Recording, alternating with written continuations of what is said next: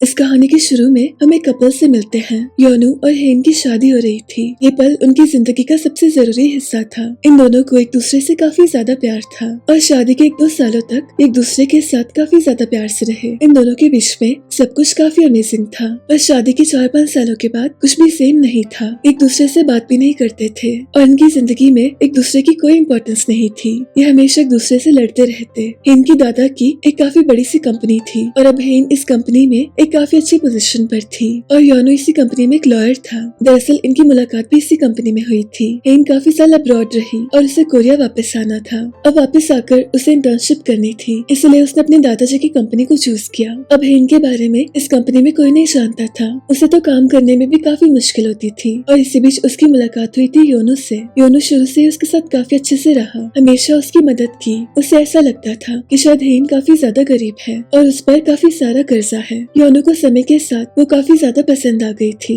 इसलिए वो हेन को अपनी फीलिंग्स बताता है। वो उसे इम्प्रेस करना चाहता था। योनू उसे बताता है कि गांव में उसका घर है और वो अपने गांव में सबसे अमीर है, इसलिए पैसे की चिंता करने की जरूरत नहीं है। वो हेन का सारा लोन चुका देगा और हमेशा उसे सपोर्ट करेगा। इस बीच एक दिन काफी बारिश हो रही थी और योनू देखता है कि हेन बाहर नहीं जा रही। उसे लगता है कि उसे अम्ब्रेला की जरूरत है, इसलिए वो उसे अपना अम्ब्रेला देता है। हेन देखते कि योनू ने अपना अम्ब्रेला उसे दे दिया और खुद बारिश में चला गया। और ये पहली बार था जब हेन को रियलाइज हुआ कि शायद उसे भी वो उतना ही पसंद है। योनू उसका पहला प्यार था। अब इससे पहले उसके साथ इतने प्यार से कोई नहीं रहा और योनू तो जानता भी नहीं था कि हेन काफी ज्यादा रिच है, फिर भी वो उसका साथ देना चाहता था और हेन को उसकी ये सारी क्वालिटीज काफी ज्यादा पसंद आती है। एक दूसरे को डेट करना शुरू करते हैं और एक दिन योनू उसे शादी के लिए पूछता है, पर इसके बाद उसे पता चलता है कि हेन उसकी बॉस की बेटी है। ये जानकर उसे काफी अजीब लगता है। वो ऑफ लेके कुछ दिनों के लिए अपने गाँव में जाता है पर हेन उसके पास आती है। उसकी एंट्री काफी अमेजिंग थी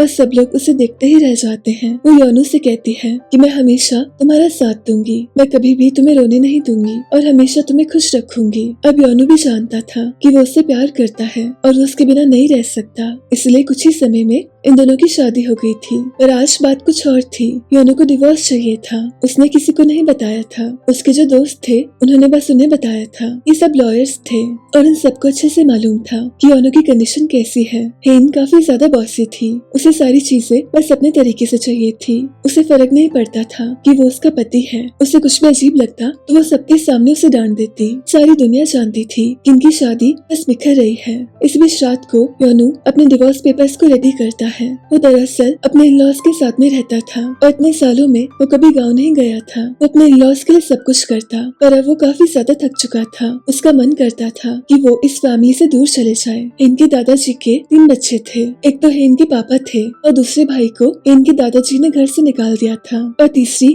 हेन की बुआ थी और अभी के लिए वो जेल में थी। और हेन का एक भाई था जिसका नाम था सुचोल। उसकी पत्नी का नाम था दाई हाय। अब हेन की मॉम के साथ उसका रिश्ता कुछ खास नहीं था, पर इस फैमिली के साथ रहते रहते योनू काफी परेशान हो गया था। वो अपने दोस्त से कहता है वो हेन के साथ और नहीं रह सकता। ऐसा नहीं था कि इन दोनों में प्यार नहीं था, बस इतने सालों से वो प्यार बस गायब हो गया था और अभी के लिए योनू को बस अपनी आजादी चाहिए थी। इसी बीच वो हेन की बुआ से मिलने जाता है। दरअसल हेन के जो दादाजी थे उनकी एक गर्लफ्रेंड थी और उनकी बेटी को वो बिल्कुल पसंद नहीं थी। हेन की बुआ ने उनके साथ लड़ाई की थी और गुस्से में उनके बाल खींच दिए थे, इसलिए हेन के दादा ने उन्हें कुछ समय के लिए जेल में डलवा दिया। पर अब उनकी सजा पूरी हो गई थी और उनके यहाँ से बाहर आने का समय आ गया था। हेन की मॉम के साथ हमेशा ये औरत रहती। इनका नाम था ग्रेस। ग्रेस इस फैमिली की बटलर थी। उसका काम था छोटे मोटे काम संभालना। ग्रेस एक काफी चालाक औरत थी। वो चापलूसी और गॉसिपिंग करने में काफी ज्यादा माहिर थी। और यह है सोल्ही, ये हेन के दादा की गर्लफ्रेंड थी। सोल्ही की इस फैमिली में ज्यादा लोगों से नहीं बनती थी, पर हेन के दादाजी ने उसे आज तक काफी प्यार से रखा। वो उसकी सारी बातें मानते और इसके खिलाफ एक शब्द भी नहीं सुनते। इस बीच इनकी सारी फैमिली एक साथ थी और तभी एंट्री होती इनकी बुआ की। वो जेल से वापस आ गई थी। सब लोगों को ऐसा लगता था कि वो काफी गुस्से वाली औरत है। उन्हें सोल्ही से नफरत थी। वो बार बार अपने पापा से कहती इस औरत को इस घर से निकाल दो, पर उसके दादाजी उसकी एक नहीं सुनते। इसी बीच हम देखते हैं कि ग्रेस हेन को कुछ ज्यादा पसंद नहीं करती थी और हेन भी उसे ज्यादा इम्पोर्टेंस नहीं देती थी, इसलिए उसे काफी गुस्सा आता है। वो योनू के पास जाती है और उसको बताती है कि शादी से पहले हेन की मॉम ने उससे कुछ पेपर्स बनवाए थे। ये पेपर्स उसकी वसीयत के थे। उसमें ये लिखा था कि अगर हेन को कुछ भी हो जाए तो योनू को कुछ नहीं मिलेगा। अब ये सुनकर योनू को काफी दुख होता है। इतने साल उसने इस फैमिली के लिए क्या कुछ नहीं किया और एंड में उसे ये सब देखना पड़ता है। इसी बीच हेन उससे कहती है कि उसे उसके साथ एक जरूरी बात करनी है, पर योनू उससे कहता है कि उसे कोई बात नहीं करनी। वो उस पर काफी ज्यादा गुस्सा था,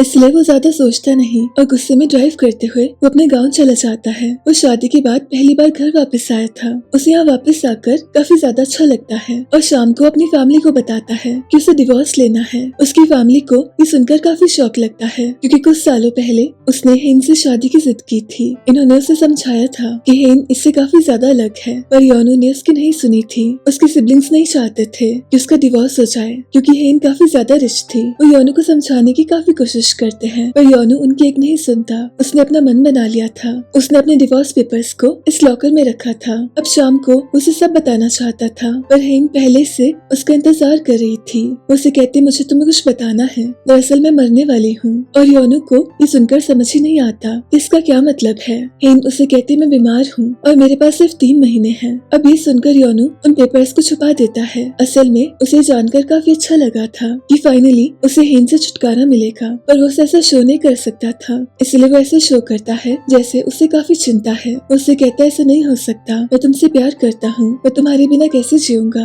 वो उससे और सब कुछ पूछता है कि तुम्हें ये सब कैसे पता चला, और ये सारी चीजें हेन उसे बताती कि काफी समय पहले शुरू हो गया था। उसके दिमाग में एक ट्यूमर है, वो चीजें भूलने लग गई है। कई बार उसे ऐसा लगता था जैसे टाइम फ्रीज हो गया है। उसे समझ नहीं आता था कि कैसे वो एक जगह से दूसरी जगह आ गई है। उसके सामने सब कुछ ब्लर हो जाता था। उसे ऐसा लगता था उसने सब कुछ स्किप कर दिया। ये एक बहुत ज्यादा रेयर डिजीज है और अभी बस इस पर रिसर्च हो रही है और अभी के लिए इसका कोई इलाज नहीं है। योनू उसे कहता, तुम चिंता मत करो, हम इसका रास्ता निकालेंगे। ऐसा नहीं हो सकता। अब इतने सालों में पहली बार उसे चैन की नींद आती है। उसे सब कुछ पहले से काफी अच्छा लगता है और सुबह वो देखता है कि हेन अभी तक सो रही है और एक पल के लिए उसे ऐसा लगता है कि हेन हमेशा के लिए चले गई। वो उसके पास जाता है। वो चेक करना चाहता था कि हेन सांस ले रही है या नहीं, और इसी बीच हेन उसे अपने सामने देखती है। उससे कहती, तुम क्या कर रहे हो। अब योनू के पास इस चीज का कोई आंसर नहीं था। उसे ऐसा शो करता है जैसे उसे हेन से काफी ज्यादा प्यार है। इसी बीच हम देखते कि सूचौल हेन से काफी अलग है। उसका छोटा भाई था और उससे काफी ज्यादा अलग था। हेन काफी ज्यादा इंटेलिजेंट थी और उसका भाई उससे उल्टा था। उसने आज तक बिजनेस में बस लॉस किया था। उसके दादाजी उस पर ट्रस्ट नहीं करते थे। इसी बीच योनू हेन को लेकर डॉक्टर के पास आया था। डॉक्टर उसे कहते, बहुत ज्यादा रेयर डिजीज है, इसका कोई इलाज नहीं है, पर कई बार चमत्कार हो जाता है, क्या पता वैसा हो जाए। अब योनू नहीं चाहता था कि चमत्कार हो। उसे अपनी आजादी के सामने और कुछ भी नहीं दिख रहा था। इसी बीच हेन अपनी मॉम को बताना चाहती थी कि वो बीमार है, पर उसकी मॉम हमेशा की तरह उसे अच्छे से बात नहीं करती, इसलिए हेन उन्हें कुछ भी नहीं बता पाती। इसी बीच योनू अपने दोस्त को सब बताता है कि उसे डिवोर्स लेने की जरूरत नहीं है, उसका रास्ता अपने आप बन गया है। उसका दोस्त कहता है, तुम बहुत लकी हो, उसके मरने के बाद सब कुछ तुम्हें मिलेगा। पर योनू से कहता है, ऐसा कुछ भी नहीं है, मुझे अभी पता चला कि उसने अपनी वसीयत में मेरा नाम नहीं लिखा है। उसका दोस्त उसे कहता है कि तुम उसके सामने प्यार से रहो, अगर ऐसा करोगे तो शायद तुम्हें कुछ मिल जाए। इसलिए योनू वैसे ही करता है। वो इनके सामने काफी प्यार से रहना शुरू करता है। इतने समय से इन दोनों ने अच्छे से बात भी नहीं की थी और अचानक से योनू ये सब कर रहा था। वो इस बीमारी के बारे में और जानना चाहता था। उसे पता चलता है कि कई बार चमत्कार हो जाते हैं और ये जानकर उसे अच्छा नहीं लगता, पर इसी बीच वो सो जाता है और हेन को ऐसा लगता है कि योनू को उसकी चिंता है। वो सर्च कर रहा था कि क्या हेन को बचाना पॉसिबल है या नहीं। वो योनू से कहती है कि जब मुझे खबर मिली मुझे ऐसा लगा कि मुझसे कोई प्यार ही नहीं करता, पर अब मुझे लगता है कि तुम मुझसे प्यार करते हो, तुम्हें मेरी चिंता है, इसलिए तुम टेंशन मत लो, मैं जिंदा रहूंगी और हम दोनों साथ में मिलकर इस सफर को पूरा करेंगे। मैं भी तुमसे दूर नहीं जा सकती। अब सच्चाई तो योनू ही जानता था कि ऐसा तो कुछ भी नहीं है। इस बीच हम देखते कि सूचौल और दायहाई का एक बेटा है। वो सबसे ज्यादा प्यार अपनी पत्नी से करता था। उसके लिए दायहाई सब कुछ थी, उसे सिर्फ दायहाई सपोर्ट करती थी। उसे हमेशा कहती थी कि तुम सबसे अलग हो और मुझे तुम पर भरोसा है। सूचौल को ऐसा लगता था कि उसे बेशक सक्सेस नहीं मिली, पर एटलीस्ट उसकी पार्टनर बहुत अच्छी है। अब इसी बीच एक इवेंट होता है, इसमें काफी सारे लोग आए थे और यूएस से एक इंसान आया था। उसे कोरिया में इन्वेस्ट करना था। इसी बीच उसे पता चलता है कि उन शख्स का एक असिस्टेंट है और इसका नाम था उनसोंग। हेन उसे काफी समय से जानती थी। उनसोंग को हेन काफी पसंद थी। सच बात तो ये थी कि उसने बहुत कोशिश की कि हेन उसे हाँ कर दे, पर हेन ने हमेशा उसे मना किया और आज अचानक से उसके सामने था और उसे पता था कि बिजनेस के लिए उसे उनसोंग से बात करनी पड़ेगी। वो उसे काफी अच्छे से बात करती है, इसलिए उनसोंग उसे अपने बॉस से मिलवाता है। इसी बीच ग्रेस हेन की मॉम को बताती है कि कोरिया में उनसोंग नाम का एक शख्स आया है। वैसे तो वो किसी का असिस्टेंट है, पर फिर भी वो काफी पावरफुल है। उसके साथ बिजनेस करना काफी अच्छा रहेगा। और हेन की मॉम चाहती थी कि सूचल को उसके साथ डील करने का मौका मिले, इसलिए वो हेन से कहती है कि उनसोंग को फार्म हाउस में इनवाइट करो। दरअसल ग्रेस और उनसोंग मिले हुए थे। उनसोंग का अभी के लिए एक ही मकसद था, उसे हेन को और उसकी फैमिली को इम्प्रेस करना था। और कुछ ही समय में ये सब फार्म हाउस जाते हैं। ये जगह शहर से थोड़ी सी दूर थी, पर काफी ज्यादा खूबसूरत थी। इनकी फैमिली साल में एक बार यहाँ जरूर आया करती थी। इन सबको शिकार करने का काफी शौक था। इस बीच हेन और योनु रास्ते में टहल रहे थे और ग्रेस ने एक जंगली जानवर को आजाद कर दिया था। अब इनके प्लान के हिसाब से ये चाहते थे कि वो जानवर हेन पर अटैक करे और उनसोंग आकर उसे बचा ले। और इसी बीच योनु और हेन एक दूसरे से अलग हो जाते हैं और योनु देखता है कि जंगल में उनसोंग है। इस एरिया के बारे में फैमिली के अलावा किसी को नहीं पता था। इस बीच हेन को एक आवाज आती है, पर अचानक से उसकी आंखों के सामने सब कुछ ब्लर हो जाता है और उसे कुछ भी समझ नहीं आता। उसे ये भी समझ नहीं आता कि उसके सामने एक जानवर है। और तभी योनु आकर उसे बचा लेता है। हेन को ऐसी कंडीशन में उसने पहली बार देखा था। उसको उसके लिए हमदर्दी फील होती है। उसे अच्छा नहीं लगता कि उसकी वाइफ इतनी ज्यादा वीक हो गई। हेन हमेशा से काफी स्ट्रॉन्ग रही थी। वो किसी से कुछ भी शेयर नहीं करती थी और सारी दुख अपने तक रखती थी। पर आज उसे ऐसे देखकर योनु को काफी दुख होता है। इसी बीच रात को ये सब डिनर कर रहे थे। इसी बीच हेन के दादा अपने स्टाफ से बात करते हैं। इनके दादाजी को उनका डॉग काफी पसंद था और वो चाहते थे कि उनका स्टाफ उन्हें उनका डॉग दे दे,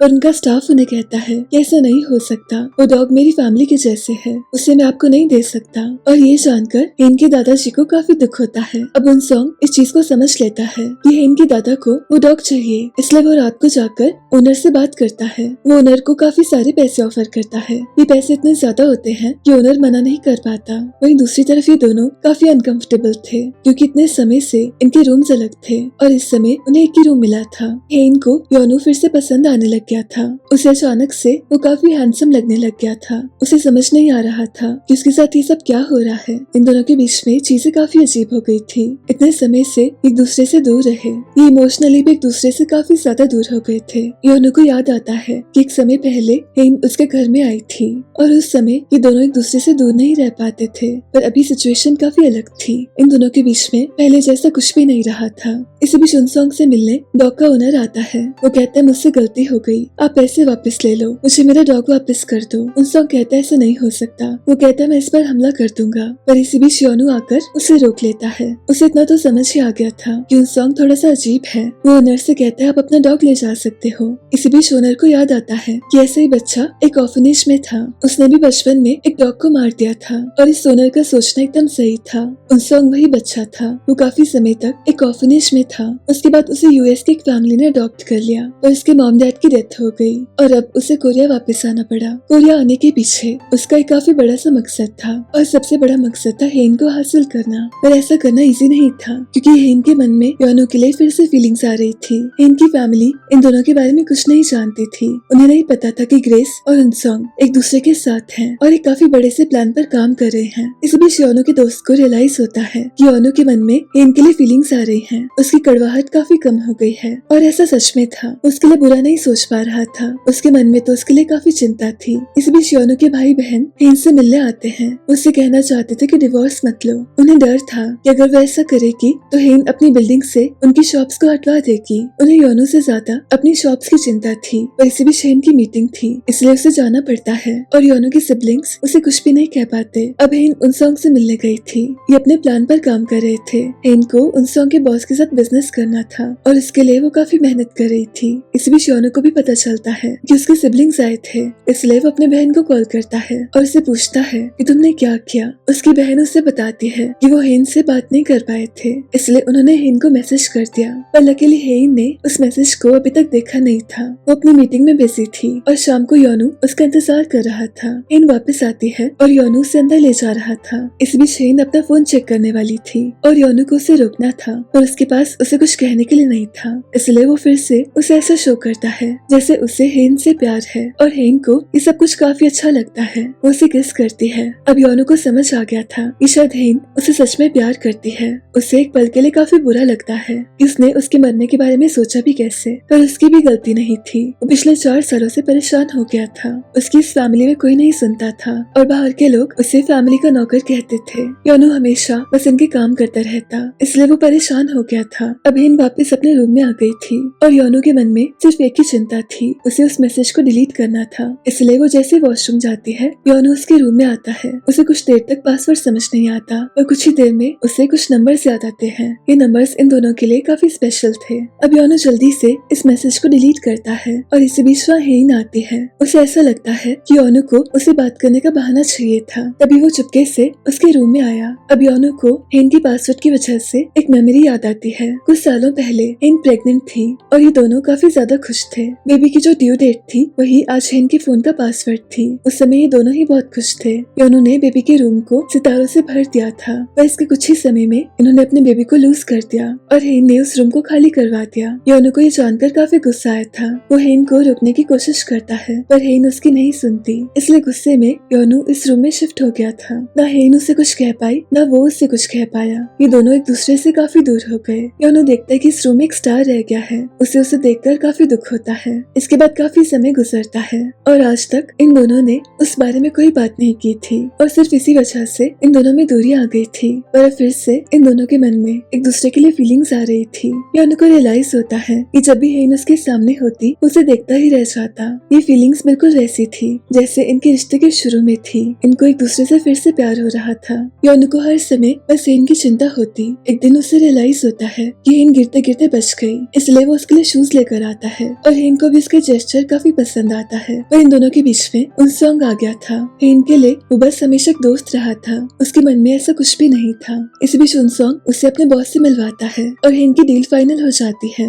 उनसॉन्ग ने इस डील को फाइनल करने के लिए अपने बॉस को ब्लैकमेल किया था। उसे अब किसी चीज की परवाह नहीं थी, उसे बस हेन का दिल जीतना था। इस बीच योनो हेन के लिए कुछ स्नैक्स लेता है। उसका दोस्त उसे कहता है कि मुझे लगता है तुम पहले जैसे नहीं रहे, तुम्हें तो फिर से प्यार हो गया है। वो उसे काफी देर तक टीज करता है। अब योनो हेन को स्नैक्स देता है और हेन उसे बताती है कि जर्मनी से उसके लिए एक लेटर आया है। वो हेन का इलाज कर सकते थे, वो कोशिश कर सकते थे। अब योनो को ये सुनकर काफी अच्छा लगता है, पर उसे अपने लिए काफी ज्यादा दुख होता है। उसे रियलाइज होता है कि वो इस फैमिली से कभी फ्री नहीं हो पाएगा। इस बीच हेन की बुआ अपने पापा से कहती है कि उसका बर्थडे आने वाला है, इसलिए वो उनके साथ डिनर करना चाहती थी। उसने काफी समय से अपने पिता के साथ टाइम स्पेंड नहीं किया था। इस बीच योनो को रियलाइज होता है कि उनसॉन्ग इनके घर में काफी ज्यादा आने लग गया है। उसे काफी जेलसी होती है, पर साथ ही उसे हमेशा से उनसॉन्ग पर शक था। पर हेन का भाई सुचौल उनसॉन्ग के आने से काफी एक्साइटेड था। उसे उसके साथ बिजनेस करना था। उसी की वजह से हेन की मॉम ने उनसॉन्ग को फार्म हाउस में बुलाया था। वो चाहती थी कि उनका बेटा भी सक्सेस हासिल कर सके।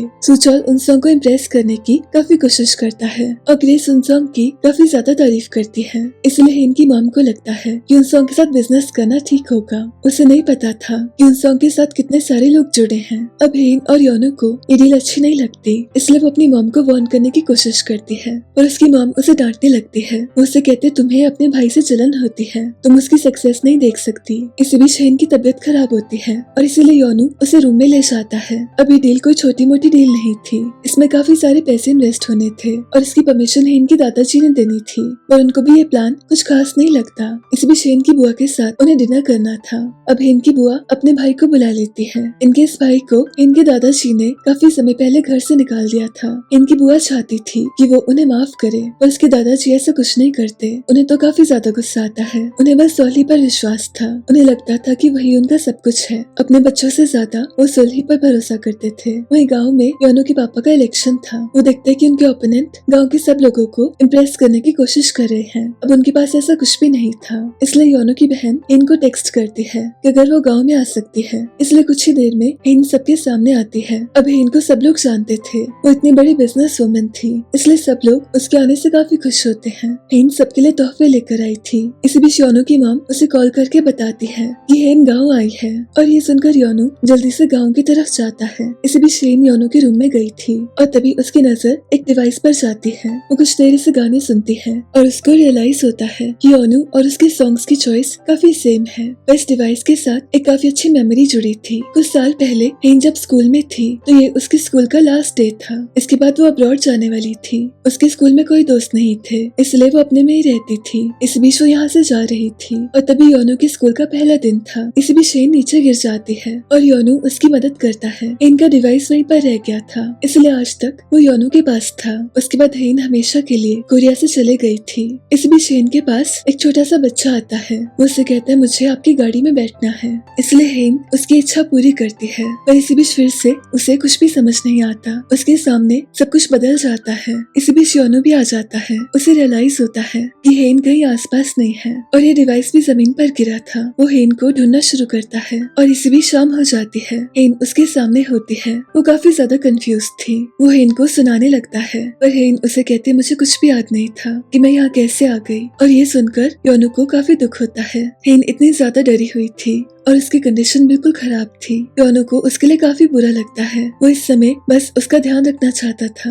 उसे हेन की काफी ज्यादा चिंता थी। अब इन सारी चीजों की वजह से हेन भी काफी ज्यादा परेशान थी। योनू की फैमिली को उसकी बीमारी के बारे में कुछ पता नहीं था। योनू को हेन की काफी ज्यादा फिक्र थी। उसके मन में एक ही चीज चल रही थी, इस बीमारी को ठीक कैसे करें। बेशक इनमें दूरियां आ गई थी पर आज भी हेन उसके लिए उतनी ही जरूरी थी। कुछ देर के लिए उसके मन में नेगेटिव फीलिंग्स आ गई थी पर अब उसे पता था कि इसका ऐसा सोचना कितना ज्यादा गलत है। वो उसे हमेशा के लिए सेफ रखना चाहता था। वो बस इतना चाहता था कि हेन हमेशा खुश रह सके। इस बीच हेन उसके पास आती है पर योनू उसके पास नहीं जा पाता। उसे खुद पर काफी ज्यादा गुस्सा आता है। उसे रिग्रेट होता है कि उसने सोचा भी कैसे कि हेन उसे दूर चली जाए। वो कैसे उसके पास जाता जब एक समय पहले वो उसके लिए इतना सब कुछ फील नहीं करता था। वो तो उसे मरता हुआ देखना चाहता था। अब सारी रात योनू वापस नहीं आता और सुबह वापस आता है। हेन उससे काफी ज्यादा नाराज थी। हेन का उससे बात करने का मन नहीं होता। योनू के मॉम डैड हेन से काफी ज्यादा प्यार करते थे। उसे हमेशा अपनी बेटी की तरह मानते थे। अब हेन योनू से काफी नाराज थी। वो गुस्से में जल्दी से घर जा रही थी। इस बीच काफी बारिश हो रही थी और हेन को लेने उनसोंग आता है। उनसोंग इनके घर में अक्सर आया जाया करता था और वो यहीं पर ज्यादा रहने लग गया था। और हेन की मॉम ने उसे कहा था कि वो यहाँ पर आराम से रह सकता है। उसके यहाँ पर होने से हेन का भाई काफी ज्यादा खुश था। उसे ऐसा लगता था कि वो अपनी जिंदगी में कुछ बड़ा करने वाला है। इसी बीच हेन अपना चेकअप भी करवाती रहती है। उसके घर में कोई इस बारे में नहीं जानता था। हेन की बुआ को सोल्ही बिल्कुल पसंद नहीं थी। उसे बदतमीजी से बात करती है और तभी सोल्ही अपने स्टाफ से कहती है कि कुछ देर के लिए हमें अकेला छोड़ दो। और इतने सालों में पहली बार सोल्ही अपना असली रंग दिखाती है। वो उसे कहती है आज तक मैंने तुम्हें टॉलरेट किया है, इसके बाद से मेरे साथ प्यार से रहना वरना मुझसे बुरा कोई नहीं होगा। हेन के दादाजी भी अपनी बेटी को ही डांटते हैं। हेन की बुआ डिसाइड करती है कि वो सोल्ही की जासूसी करवाएगी। आज जो उसने उसका रूप देखा था उसके बाद से उसे शक हो गया था। इस बीच हेन की बीमारी उसके हाथ से बाहर जा रही थी। उसके लिए सब कुछ काफी मुश्किल हो गया था। इस बीच उनसोंग को भी रियलाइज होता है कि हेन के साथ कुछ तो अजीब है, इसलिए वो ग्रेस को पता करने के लिए कहता है।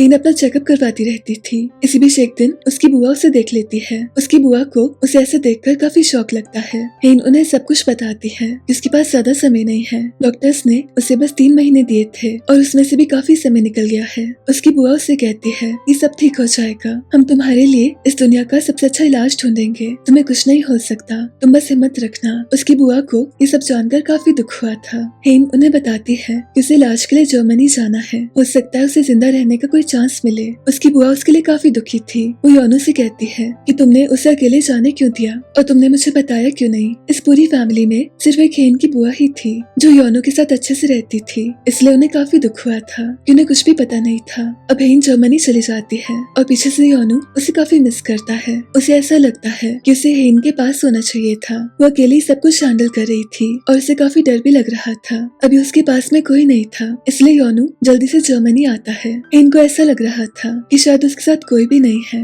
हेन को डॉक्टर्स ने कह दिया था कि वो अपनी तरफ से सब कुछ कर रहे हैं, पर फिर भी वो गारंटी नहीं दे सकते। हेन काफी ज्यादा सैड होती है। उसने एक्सेप्ट कर लिया था कि वो कुछ ही समय की मेहमान है। इसी बीच योनू उसे मिलने आता है। योनू को ऐसे सामने देखकर उसे काफी अच्छा लगता है। उसके मन का बोझ हल्का होता है। योनू से माफी मांगता है कि वो पहले उसके साथ नहीं आ पाया। योनू उसे अपना प्यार का इजहार करता है। वो उससे कहता है आगे से कभी भी तुम अकेली नहीं रहोगी। मैं हमेशा तुम्हारा साथ दूंगा और तुम्हें जिंदा रहना होगा हम दोनों के लिए। उसे ये जानकर काफी दुख होता है कि हेन ने एक्सेप्ट कर लिया है कि उसका जाने का समय आ गया है। वो उसे कहता है तुम्हें कुछ नहीं हो सकता, मैं ऐसा कभी नहीं होने दूंगा। उसका भी एक ही फोकस था, उसे हेन को सही करवाना था। वो काफी ज्यादा प्रे करता है और डॉक्टर से भी बात करता है। डॉक्टर उसे सब कुछ बताता है कि कैसे हेन की डाइट पर काम कर सकते हैं। और योनू हेन से कहता है कि डॉक्टर ने मुझसे कहा कि सब कुछ ठीक हो सकता है अगर तुम अपना ध्यान रखो। वही कोरिया में ये सब लोग साथ में थे। इसी बीच हेन के दादाजी कहते हैं कि सुचौल का बेटा उसकी तरह नहीं लगता है। ये सुनकर सुचौल को काफी गुस्सा आता है। वो कहते हैं मेरा ही बेटा है, अपनी पत्नी के खिलाफ कुछ भी नहीं सुनूंगा। पर असली बात तो ये थी कि उसका बेटा उसका नहीं था और उसकी पत्नी भी वो नहीं थी जो वो समझता था। उसकी पत्नी के दो रूप थे। सुचौल को हमेशा ऐसा लगता था कि उसकी पत्नी परफेक्ट है, पर ऐसा कुछ भी नहीं था। इसी बीच ये दोनों भी जर्मनी में थे। ये 2-4 दिन काफी एंजॉय करते हैं। इसी बीच ये देखते हैं कि एक शख्स क्लोवर की लीव्स को बेच रहा है। वो इन्हें बताता है कि इन्हें साथ में रखने से आप हमेशा लकी रहते हो। इन कहती है मुझे इसकी काफी जरूरत है, इसलिए वो उसे खरीद लेती है। और बीच बीच में उसे चेकअप्स के लिए जाना पड़ता था। पर इसी बीच एक दिन उसे अपना भाई दिखाई देता है। दरअसल जब ये छोटी थी तो हेन के बड़े भाई की मौत हो गई थी और आज इतने समय के बाद वो उसको दिखाई देता है। उसके पीछे बाहर चली जाती है और पीछे से योनू उसे ढूंढने लगता है और कुछ ही समय में उसके सामने होती है। हेन की कंडीशन समय के साथ खराब हो रही थी। उसे याद आता है कि कैसे एक बार वो डूब रही थी और उसे बचाते बचाते उसके भाई की मौत हो गई। अब ये जानकर उसकी मॉम को काफी दुख हुआ था और सिर्फ इसी वजह से उसकी मॉम उसे आज तक अच्छे से बात नहीं करती थी। उन्हें ऐसा लगता था कि सारी हेन की गलती है। हेन योनू से कहती है कि शायद सच में मेरी गलती है। मैंने ऐसा सुना है कि जब आपके जाने का समय आता है तो आपको लेने वो इंसान आता है जिसे आपसे सबसे ज्यादा प्यार था, इसलिए शायद मुझे मेरा भाई दिखा। उसे कहती जब तुम मरोगे तो मैं तुम्हें लेने आऊंगी। योनू उसे कहते ऐसी बातें मत करो, तुम्हें कुछ नहीं होगा। और इसी बीच कोरिया में उनसोंग हेन के दादाजी को एक पेंटिंग गिफ्ट करता है। उन्हें ये पेंटिंग काफी समय से चाहिए थी और ऐसा करके वो उन्हें इम्प्रेस कर देता है। पर एक चीज वो नहीं जानते थे, इस पेंटिंग में एक हिडन कैमरा है। इसी बीच उन्हें पता चलता है क्योंकि कंपनी के कुछ जरूरी चीजें दूसरी कंपनी में चले गई हैं। ये सारी सीक्रेट्स उनकी फैमिली के अलावा कोई नहीं जानता था। उन्हें समझ ही नहीं आता कि ऐसा किसने किया होगा। और तभी सोल्ही को एक डिवाइस मिलता है, या ऐसा कहें इस डिवाइस को उसने यहाँ पर लगाया था। अभी सारी फैमिली टेंशन में चले गई थी कि उनकी जासूसी कौन कर रहा है। उन्हें बताया जाता है इस डिवाइस से आप औरों की बातें सुन सकते हो, यानी इसका दूसरा हिस्सा इसी घर में कहीं पर होगा। अब इसका दूसरा हिस्सा योनू के रूम में मिलता है। दरअसल योनू के जाने के बाद उनसोंग ने उसे फंसाने का पूरा इंतजाम कर दिया था, यानी उनसोंग, दायहाई, ग्रेस और सोली आपस में मिले हुए थे। उनसोंग का प्लान काम कर गया था। उसे ये जानकर काफी खुशी होती है। इनके दादाजी के साथ जो भी होता उसे अपने कैमरा से देख लेता और अभी के लिए उन्हें योनू पर शक हो गया था। इनकी मॉम उसे कॉल करती है, उसे सब कुछ बताती है, पर हेन उन्हें कहती है ऐसा कुछ नहीं हो सकता, योनू ऐसा कुछ नहीं कर सकता। इसी बीच हेन की बुआ को पता चलता है कि सोली की डॉक्यूमेंट्स के हिसाब से काफी समय पहले मौत हो गई है और वो इनके साथ अब बहरूपिया बन के रह रही है। वो इतने सालों से इनके फैमिली के एकदम पास थी। इसी बीच ये सारे योनू की रूम की तलाशी लेते हैं और इनके सामने वो डिवोर्स पेपर्स आते हैं। ये जानकर पूरी फैमिली को काफी ज्यादा शौक लगता है। वहीं जर्मनी में ये दोनों साथ में थे और तभी योनू हेन से कहता है कि मुझे कुछ समय दो, मैं अभी आता हूँ। योनू जल्दी से जाता है और वो सारी लीव्स को लेकर वापस आता है। उसने हेन के लिए इतना सारा लक ले लिया था, वो उसके सामने जाने ही वाला था कि तभी हेन को एक मैसेज आता है। उसे पता चलता है कि योनू उसे डिवोर्स देना चाहता था। उसे योनू पर काफी गुस्सा आता है। वो उन लीव्स को फेंक देती है। वो कहते तुम मुझसे डिवोर्स लेना चाहते थे और जब तुम्हें पता चला कि मैं मरने वाली हूँ, तुम्हें मुझ पर दया आ गई, तुम्हें बुरा लगा और तब से तुम दिखावा कर रहे हो। योनू उसे समझाने की कोशिश करता है। वो कहता है मेरी बात सुनने की कोशिश करो, मैं तुम्हारी फैमिली से परेशान हो गया था और हम दोनों के बीच में भी कुछ भी ठीक नहीं था, इसलिए मुझे यही रास्ता दिखा। हाँ ये सच है कि जब मुझे पता चला तुम बीमार हो, मैं तुमसे कुछ भी कह नहीं पाया और मुझे उस बात का पछतावा है, पर अब चीजें काफी अलग है। तुम जानती हो कि अब ऐसा कुछ भी नहीं है। पर हेन उसका यकीन नहीं कर पा रही थी। उसका दिल बहुत बुरे तरीके से टूट गया था। वो योनू के लिए जिंदा रहना चाहती थी और आज उसे ये जानकर काफी ज्यादा दुख हुआ था। अब बचे हुए कुछ दिन वो चुपचाप अपना इलाज करवाती है। उसे योनू से बात करने का मन नहीं करता था। डॉक्टर डॉक्टर योनो को बताते हैं कि हेन के जिंदा रहने के चांस काफी ज्यादा कम है, वो इस बारे में कुछ नहीं कह सकते। योनो हेन से कहता है कि तुम मुझसे नाराज रह सकती हो, पर अपना इलाज करवाओ और अपना ध्यान रखने की कोशिश करो। पर हेन को उससे कोई बात नहीं करनी थी। इस बीच कोरिया में सुचोल अपने दादाजी को कन्विंस कर लेता है और वो उनसोंग के साथ इस डील को फाइनल करते हैं। दरअसल एक प्रॉपर्टी बनने वाली थी और उसमें सारे पैसे हेन के दादाजी देते हैं। उनसोंग का तो बस इसमें नाम था, क्योंकि सबको ऐसा लगता था कि वो काफी ज्यादा फेमस है और उससे काफी सारे लोग जानते हैं। वहीं ये दोनों जर्मनी से वापस आते हैं और योनो को पता चलता है कि सुचोल ने इस डील को फाइनल कर दिया और योनो जानता था कि ये सुचोल की सबसे बड़ी गलती है। अब हेन वापस आती है और हेन के दादाजी उस पर काफी गुस्सा होते हैं, पर हेन सबसे कहती है आप सब लोग कुछ मत करो, मैं उसे बदला लूंगी, मैं उसे कहीं का नहीं छोड़ूंगी। उसने अपना मन बना लिया था कि अब से वो योनो से नफरत करेगी। हेन की सारी फैमिली योनो के खिलाफ हो गई थी, कोई भी उसकी सुनना नहीं चाहता था। सबको ऐसा लगता था कि उसी ने सब कुछ किया, पर इसी बीच इन्वेस्टिगेशन भी हो रही थी और तब तक के लिए उसके खिलाफ कोई सबूत नहीं थे। पर फिर भी ये सब लोग उस पर शक करने लग गए थे। ऊपर से उसने हेन को काफी ज्यादा दुखी किया था, इसलिए हेन उससे काफी ज्यादा लड़ाई करने लगती है और फिर से ऑफिस वालों को रियलाइज होता है कि दोनों फिर से पहले के जैसे हो गए। इस बीच उनसोंग फिर से हेन को ऐसे देख लेता है, उसे अब जानने का मन करता है कि आखिर चल क्या रहा है। वो पता करने की काफी कोशिश करता है। इसके बाद हेन के पापा काफी सारे दिन उसका पीछा करते हैं, उसकी जासूसी करते हैं और उनको पता चलता है कि योनो ने कुछ भी नहीं किया। वो तो चुपचाप अपना काम करता है और बीच बीच में वो रोता रहता था। उन्हें समझ नहीं आता कि उसे किस बात का दुख है। वो अपनी बेटी से भी कहते हैं कि मुझे उसके खिलाफ कुछ नहीं मिला, मुझे लगता है उसे फंसाने की कोशिश की गई है। योनो ऐसा नहीं कर सकता। अब उनसोंग को पता चल गया था कि योनो और हेन के बीच में सब कुछ गलत हो गया है, इसलिए वो हेन को सब बताता है कि कैसे इतने सालों से उसने सिर्फ उसी को चाहा। पर हेन उसे कहती मुझे ये सब बातें नहीं करनी, ना ही मुझे ऐसा कुछ भी सुनना है। इस बीच हमें पता चलता है कि सोल ही उनसोंग की असली मॉम है। वो काफी समय पहले एक अनाथ आश्रम में काम करती थी और इसी आश्रम में उनसोंग था। उसने किसी को नहीं बताया था कि वो उसका बेटा है। इस बीच हेन की फैमिली इस ऑर्फनेज में आने लगी। उनके पास काफी सारा पैसा था, इसलिए उसने हेन के दादाजी के साथ अपनी नजदीकियां बढ़ा दी और तब से आज तक वो उनके साथ में थी। पर ये किसी को नहीं पता था कि उनसोंग उसका बेटा है। उनसोंग को किसी ने अडॉप्ट कर लिया था और फिर भी उसने कुछ नहीं किया। उसे बस पैसे से मतलब था। उनसोंग को कभी प्यार नहीं दे पाई। उसे लगता था कि अगर वो उसे पैसे देगी तो सारी प्रॉब्लम सॉल्व हो जाएगी। वो सारा समय हेन के दादाजी पर नजर रखते।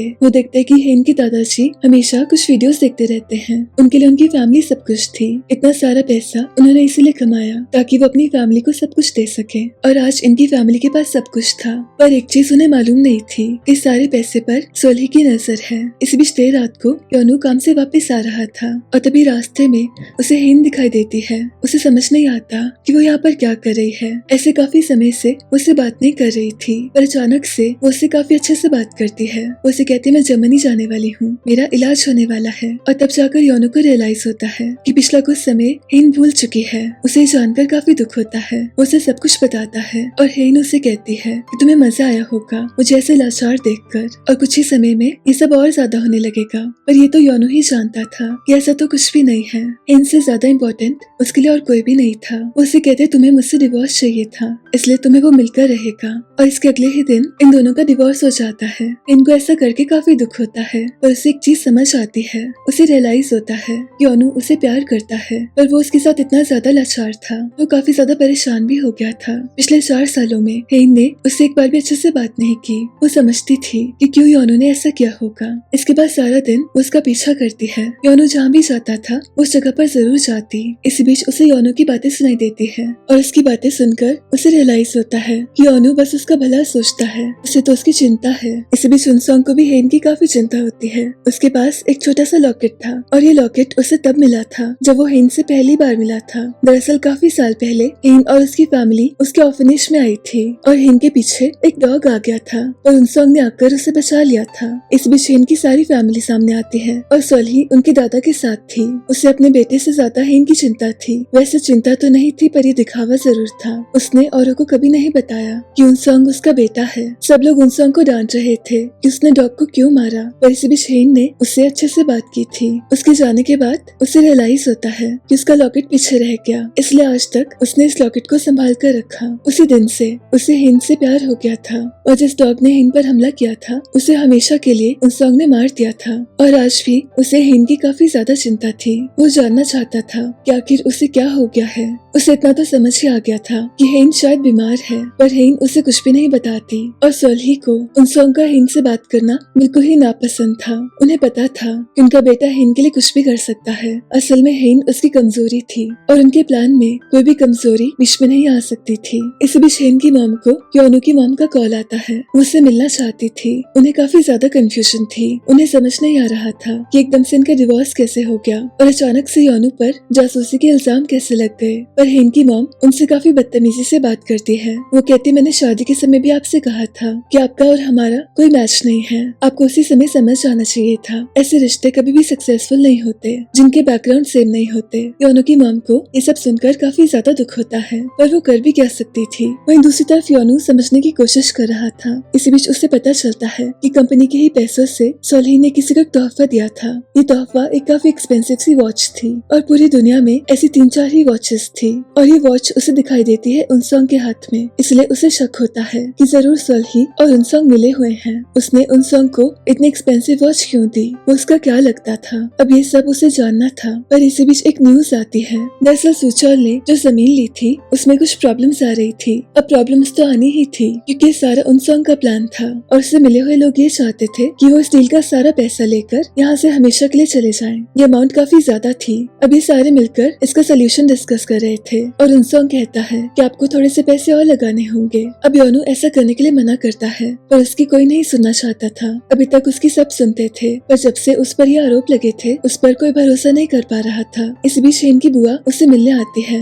वो कहती है, मैं जानती हूँ तुम ऐसा नहीं कर सकते और सच बात तो ये है कि कुछ तो गड़बड़ है। मुझे पता चला है कि सोल्ही का एक बेटा है, मैं अभी जाकर सबको बता दूंगी। पर योनू उसे ऐसा करने से मना करता है। वो कहता, अगर आप ऐसा करोगी तो आपकी कोई नहीं सुनेगा, इसलिए हमें सबूत ढूंढने होंगे। योनू हेन की बुआ को बताता है कि सोल्ही ने काफी समय पहले उनसोंग को एक वॉच गिफ्ट की थी और इनको शक होता है कि कहीं उनसोंग ही उसका बेटा तो नहीं है। इस बीच हेन की बुआ देखती है कि सोल्ही ने उसकी मॉम की रिंग पहनी है। ये देखकर उन्हें काफी गुस्सा आता है। वो अपने पापा से भी कहती है कि आपने ऐसा क्यों किया, कायदे से ये अंगूठी मुझे मिलनी चाहिए थी, आपने इसे अंगूठी क्यों दी। वो कहती है, आपको नहीं पता ये सोल्ही कितनी शातिर है, इसका एक बेटा भी है, ये बहुत चालाक औरत है। ये सुनकर सोल्ही को थोड़ा सा डर लगता है। उसे रियलाइज होता है कि उसका सच सबके सामने आ गया है, इसलिए वो ड्रामा करती है। वो कहती है, इस अंगूठी को ले लो, मुझे नहीं चाहिए। अब हेन की बुआ उसके बाल पकड़ लेती है पर इसी बीच उसके पापा उसे रोक लेते हैं। उसे काफी ज्यादा दुख होता है। उसके पापा ने उस पर पहली बार हाथ उठाया था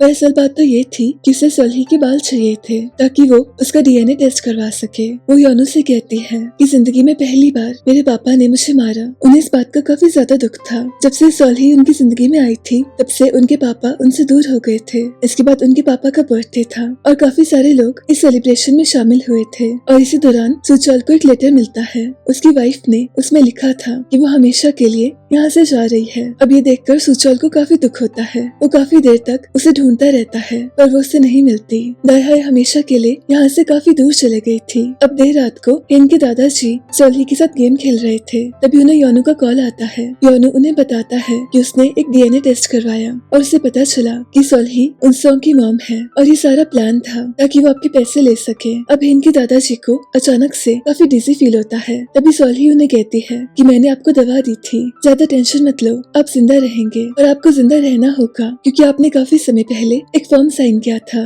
जिसके हिसाब से अगर आप बीमार हो जाएंगे तो आपकी जगह मैं ले सकती हूँ जब तक आप सही नहीं होते। और मैं ये जानती हूँ कि आप काफी लंबे समय तक सही नहीं होने वाले। इतने सालों से आपकी बेटी आपसे कह रही है कि सोल्ही अच्छी नहीं है, आपको उसकी सुन लेनी चाहिए थी। कितने ज्यादा स्टूपिड हो आप। इनकी दादाजी को याद आता है कि कैसे कुछ समय पहले सब कुछ कितना सिंपल था। उनके पास उनके 3 बच्चे थे। उन्हें बहुत ज्यादा रिग्रेट होता है कि उन्होंने अपने एक बेटे को हमेशा के लिए घर से निकाल दिया और अपनी बेटी के साथ भी काफी बुरे तरीके से रहने लगे। उन्होंने सारा समय बस सोल्ही को दिया और उसका आज ये नतीजा था। उनकी सारी फैमिली को उनसे मिलने नहीं दिया जाता। उन्हें बताया जाता है कि सोल्ही उनकी लीगल गार्डियन है और उनकी इजाजत के बिना आप उनसे नहीं मिल सकते। अब सोल्ही के पास सारी कंपनी आ गई थी, वो उससे जुड़े सारे फैसले ले सकती थी। वो सबको जॉब से निकाल देती है तो कायदे से ये सब लोग जमीन पर आ गए थे। उनसोंग इस कंपनी का हेड बन गया था और एक ही पल में इनकी सारी फैमिली और इनका सारा बिजनेस इनसे हमेशा के लिए छीन लिया जाता है। अब हेन की फैमिली काफी ज्यादा परेशान थी, उनके पास कुछ भी नहीं बचा था, उनके चारों तरफ बस मीडिया ही मीडिया थी। इस बीच हेन की मॉम को ग्रेस का कॉल आता है, उन्हें घर में आने के लिए कहती है। अब ये सब लोग पीछे के रास्ते से अपने घर में जाना चाहते थे, पर ग्रेस उनसे कहती है कि अपना सामान लो और यहाँ से चले जाओ। हेन की मॉम को ये सुनकर काफी बुरा लगता है। इतने साल उन्होंने ग्रेस को अपने पास रखा, पर अभी सारा सच उनके सामने आ गया था। उनसे उनकी कार्स ले ली जाती है, पर इसी बीच योनू आता है और वो इन सबको अपने साथ ले जाता है। अब इनके पास जाने के लिए कोई जगह नहीं थी, सब लोग काफी ज्यादा परेशान थे। एक तो हेन ऑलरेडी काफी ज्यादा बीमार थी, ऊपर से ये सब हो गया था। सुचौल को ऐसा लग रहा था कि सब उसी की गलती है, उसे वो डील नहीं करनी चाहिए थी, पर असल में ऐसा कुछ नहीं था। उस डील की वजह से कुछ नहीं हुआ था, ये तो सोल्ही ने उसके दादाजी पर अटैक कर दिया, इसलिए सब कुछ नहीं कर सकते थे। ऊपर से सुचौल को दाहाई ने छोड़ दिया था। उसे इस बात का सबसे ज्यादा दुख था कि उसका पार्टनर ऐसा निकला। अब देर रात को योनू इन सबको लेकर अपने गांव में आ जाता है। सब लोग जानते थे कि ये फैमिली किस चीज से गुजर रही है, क्योंकि चारों तरफ सिर्फ यही चर्चा थी। अब हेन की मॉम को गांव में रहने की आदत नहीं थी, पर उनके पास कोई ऑप्शन नहीं था। हेन योनू से कहती है कि हम जल्दी यहाँ से चले जाएंगे, पर योनू कहता है ऐसा करने की जरूरत नहीं है, जब तक चीजें सही नहीं होंगी तुम सब यहाँ पर रह सकते हो। अब योनू की फैमिली इन सब की अच्छे से मेहमान नवाजी करते हैं, वो अपने तरफ से कोई कमी नहीं छोड़ते, वो इनके रहने के लिए भी काफी अच्छा इंतजाम करते हैं। हालांकि हेन की फैमिली के लिए ये सब थोड़ा सा कम था। वही सोल्ही काफी ज्यादा खुश थी। वो अपने बेटे से कहती है कि मैंने हम दोनों के लिए एक सपना देखा है कि हमारे पास बहुत सारे पैसे हों। उसने हमेशा से अपने बेटे को अपने से दूर किया। उस सॉन्ग बस अपनी मॉम का प्यार चाहता था, और उसकी मॉम ने आज तक उसे वो नहीं दिया। उन्हें ऐसा लगता था कि अगर वो उन सॉन्ग को पैसे देंगी तो उनका फर्ज पूरा हो जाएगा। इस बीच हेन की मॉम डैड काफी ज्यादा परेशान थे। उनका बेटा भी सारी रात रो रहा था, और हेन की बुआ को लग रहा था कि सारी उन्हीं की गलती है, उन्हें सोल्ही से वो अंगूठी नहीं लेनी चाहिए थी। और इसी बीच हेन को रियलाइज होता है कि डिवाइस दरअसल उसी का है। उसे याद आता है कि कैसे कई साल पहले उसने इसे लूज कर दिया था, और आज वो उसे योनू के पास मिला। योनू को भी उसकी काफी ज्यादा चिंता थी। उसके पास अभी भी अपनी जॉब थी, और वो इस जॉब को छोड़ना नहीं चाहता था। उसे हेन की फैमिली को उसकी कंपनी वापस देनी थी, इसलिए उसका इस कंपनी में रहना काफी जरूरी था। अब हेन के पास कोई काम नहीं था, इसलिए सारा दिन वो योनू की मॉम के पास रहती है। इस बीच उनसों को काफी मजा आ रहा था। वो योनू से हेन का पता पूछता है, पर योनू से कहता उसे कुछ नहीं पता। अभी के लिए उनसों के पास सब कुछ था, अब बस उसे हेन का साथ चाहिए था। इसी बीच ग्रेस और सोल्ही कुछ बातें कर रहे थे। ग्रेस कहती कि उसे कंपनी में हेन की पोजीशन चाहिए, पर सोल्ही उसे मना करती है। वो कहती है ऐसा नहीं हो सकता, और उनसों भी उसे मना करता है। वो उसे कहता है कुछ पैसे ले लो और हमेशा के लिए यहाँ से जा सकती हो। ये सुनकर ग्रेस को काफी दुख होता है। उसने आज तक बस इनकी चमचागिरी की, पर आज उसका कोई फायदा नहीं था। वही सुचौल की कंडीशन काफी ज्यादा खराब थी। उसे दाहाई की याद आ रही थी। उसने दाहाई को काफी कॉल्स किए थे, पर वो बस उसे इग्नोर कर रही थी। सुचौल को पता नहीं था, पर इनकी मुलाकात काफी साल पहले हुई थी। दरअसल उन सॉन्ग जिस ऑर्फनेज में था उसी में दाहाई भी थी।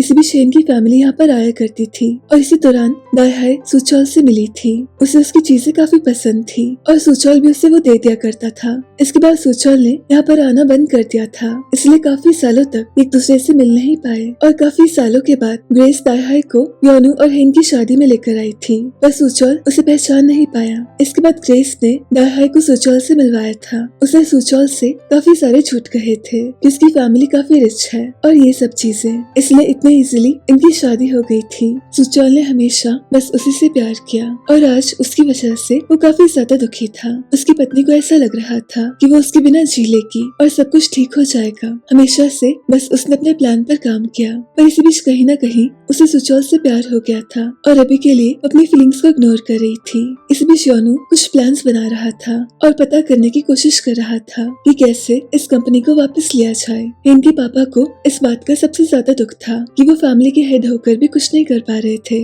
इतने सालों में पहली बार उनके पास कोई काम नहीं था, पर योनू के पापा उनका साथ देते हैं। इस बीच काफी ज्यादा रात हो गई थी और हेन वॉक कर रही थी, पर तभी उसकी तबीयत काफी ज्यादा खराब होती है, और जब उसे होश आता है तो सारी फैमिली उसके आसपास होती है। सबको ऐसा लगता है कि शायद टेंशन की वजह से उसे चक्कर आ गया। उसकी मॉम उसे कहती है कि ऐसा होता रहता है। हेन को उसकी मॉम का बर्ताव काफी बुरा लगता है, पर उसे इस चीज की आदत हो गई थी। उसकी मॉम ने आज तक उसे माफ नहीं किया। हेन की बुआ उन्हें कहती है कि आपको हेन के साथ प्यार से रहना चाहिए, पर हेन की मॉम अपनी जिद पर अड़ी हुई थी। उन्हें इन बातों से कोई मतलब नहीं था।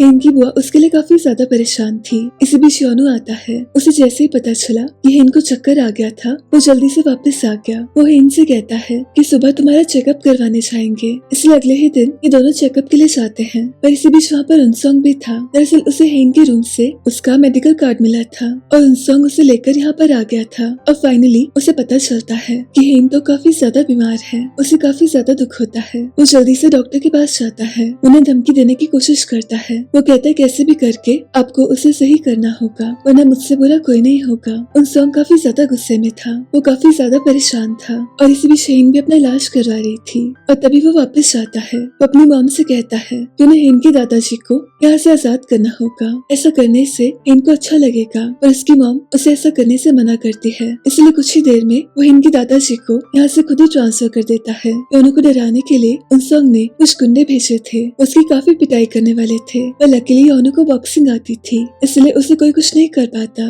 वही उनसोंग हेन से मिलने गया था। उसे कहता है मुझे सब कुछ पता चल गया कि तुम बीमार हो और तुमने अपनी फैमिली को कुछ नहीं बताया, इसलिए मैं तुम्हें एक डील ऑफर कर रहा हूँ। तुम अपनी पोजीशन वापस ले सकती हो और मुझसे शादी कर लो और हम साथ में हमेशा खुश रहेंगे। अगर तुम ऐसा नहीं करोगी तो मैं सबको बता दूंगा कि तुम बीमार हो। और तभी यहाँ सूचल आता है। उसे ऐसे उनसोंग को सामने देखकर काफी ज्यादा गुस्सा आता है। उसने उनसोंग पर काफी ज्यादा भरोसा किया था। उसके जाने के बाद हेन अपने भाई से कहती है कि योनू को कुछ मत बताना, इस चीज को मैं अपने आप देख लूंगी, तुम भी ज्यादा परेशान मत होना। उसका भाई काफी ज्यादा परेशान था। उसे दाई हाई की काफी याद आती थी। इस बीच हेन देखती है कि योनू को चोट लगी है। योनू उसे कुछ नहीं बताता कि कुछ गुंडे उसके पीछे पड़े थे। हेन उसे दवा लगाती है और सुबह भी उसे फिर से दवा देती है। इस बीच ये बात करते हैं कि कैसे इनके बीच में कम्युनिकेशन गैप आ गया था। अपनी बेबी को लूज करने के बाद इन दोनों ने एक दूसरे से बात नहीं की थी। ये जानते थे कि अगर ये बात करते तो आज सिचुएशन थोड़ी सी अलग होती। वही ऑफिस में उनसोंग योनू पर कुछ इल्जाम लगा देता है। उसने उसका ऑफिस में रहना काफी मुश्किल कर दिया था। वही सूचल की नजर इस गेम पर जाती है और तभी उसे याद आता है कि उसकी पत्नी भी इसी गेम को खेला करती थी। वो जल्दी से लॉग इन करता है और तभी उसे दाई मिलती है। उससे बात करने की कोशिश करता है पर उसकी पत्नी जल्दी से ऑफलाइन हो जाती है। पर अभी के लिए उसे जानकर अच्छा लगा था कि उसकी वाइफ एकदम सेफ है। इसी बीच योनू ग्रेस से मिलता है। उसे बताता है कि आपके पास काफी सारी इलीगल प्रॉपर्टीज है और हमारे पास पूरी लिस्ट है, जिसकी वजह से आपको जेल हो सकती है। इसलिए आपके लिए सही रहेगा अगर आप हमारा साथ दें। उन्हें सब कुछ बताती है कि कैसे सोल्ही को पूरी कंपनी पर अपना कब्जा चाहिए। इस बीच शेन की असिस्टेंट उसे मिलने आती है। वो ऑफिस के कुछ जरूरी पेपर्स उसके पास लेकर आई थी। अब हेन की कंडीशन काफी ज्यादा खराब हो रही थी और इसी बीच योनू की मॉम उसे सुन लेती है। वो योनू से पूछती है कि क्या हेन मरने वाली है, तो योनू ने सब बताता है। हेन की मॉम को ये जानकर काफी दुख होता है। वो उसे कहती क्या इसीलिए तुमने अपना डिवोर्स रोका था, तो योनू इस चीज को एक्सेप्ट करता है। उसकी मॉम कहते तुम बहुत बुरे हो। अब योनू की मॉम हेन का काफी ध्यान रखती है। वो अपने तरफ से पूरी कोशिश करती है कि हेन को अच्छे से रख सके। अब हेन के लिए ये एक काफी बड़ा सा दिन था। उसने एक फैसला किया था। वो उनसोंग के पास जाती है। उसे कहते मुझे तुम्हारी सब शर्तें मंजूर है, मैं वो सारी चीजें करूंगी। और ये जानकर उनसोंग को काफी अच्छा लगता है। फाइनली हेन ने उसे हाँ कर दिया था। दरअसल काफी साल पहले वो हेन से कॉलेज के समय मिला था। उस समय भी उसने उसे मनाने की काफी कोशिश की थी, पर हेन ने हमेशा उसे मना किया था और अब फाइनली उसने उसे हाँ कर दिया। इसी बीच योनू को भी पता चलता है कि हेन उनसोंग से शादी करने वाली है। उसे रोकना चाहता था पर हेन उसकी एक नहीं सुनती। वो कहती जैसा मेरा मन होगा मैं वही सब करूंगी। इसी बीच ग्रेस को इनके दादाजी का पता चलता है। उनसोंग ने उन्हें छुपा कर रखा था और ग्रेस का पीछा करते हुए सोल्ही आती है। उसे ग्रेस पर शक हो गया था। इस बीच शेन एक कॉन्फ्रेंस में थी। उनसोंग सबको बताता है कि हेन फिर से ज्वाइन करेगी और हेन को भी यही सब कहना था, पर वो इसका उल्टा करती है। वो सबको बताती है कि कैसे उनसोंग ने उसे ब्लैकमेल किया, उसकी कंपनी उसे छीन ली। वो फाइनली सारी दुनिया को बताती है कि उसे एक बीमारी है और उसके पास ज्यादा समय नहीं है। इस बीच उसकी तबीयत काफी ज्यादा खराब होती है और सारी दुनिया देखती है कि कैसे हेन को अभी तक अपना एक्स पसंद है। इसके बाद उसे जल्दी से एडमिट किया जाता है और हेन की सारी फैमिली उसके पास आती है। इस न्यूज को सुनकर सबको शौक लगता है और हेन की मॉम को भी काफी दुख होता है। आज तक उन्होंने बस हेन को ब्लेम किया और उसके नीचे अपना दुख छुपाती गई, पर अपनी बेटी को ऐसे देखकर उन्हें काफी पछतावा होता है। हेन की पूरी फैमिली उसके लिए काफी ज्यादा दुखी थी। इस बीच हेन की बुआ बस अपने पापा से मिलने वाली थी कि तभी सोल्ही आती है और उसे रोक लेती है। अब हेन की बुआ काफी ज्यादा रिक्वेस्ट करती है और वो सोल्ही से माफी मांगती है, इसलिए उसे मिलने दिया जाता है। अब अंदर जाकर ये देखते हैं कि उसके पापा को होश आ गया है। हेन की बुआ को ऐसा लगता है कि सब कुछ ठीक हो जाएगा। वो सोल्ही को बुरा भला कहने लगती है, पर तभी सबको रियलाइज होता है कि हेन की दादाजी को कुछ भी याद नहीं है। अब सोल्ही हेन की बुआ को यहाँ से निकाल देती है। इस बीच हेन के मॉम डैड योनू को काफी ज्यादा डांट रहे थे। वो उसे कह रहे थे तुमने हमें क्यों नहीं बताया, और उसकी भी मजबूरी थी। हेन ने उसे ऐसा करने से मना किया था। ये सब लोग एकदम टूट गए थे।